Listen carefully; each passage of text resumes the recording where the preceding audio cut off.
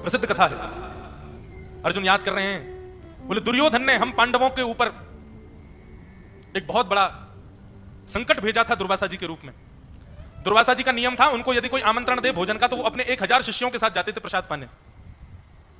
कौरवों ने दुर्वासा जी को निमंत्रण भेजा तो दुर्वासा जी आए, 1000 वैष्णव भक्तों के साथ अपने शिष्यों के साथ पहुंच गए।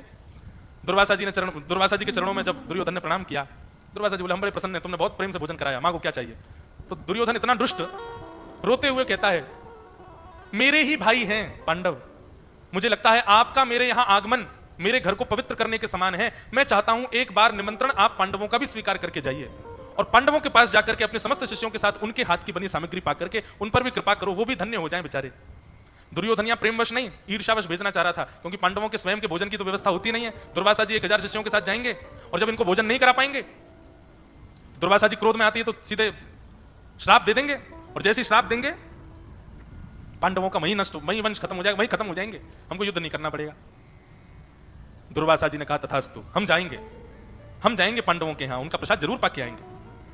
अब यहां पांडवों को तो कुछ पता ही नहीं था, पांडव सब प्रसाद पाकर के निवृत्त हुए थे, उतना ही बना था जितने में सबका पेट भर जाए। प्रसाद पाकर के केवल अपनी थाली अपनी पत्तलों को विसर्जित करके हाथ धो ही रहे थे, इतने में ही दुर्वासा जी अपने 1000 शिष्यों के साथ आ गए।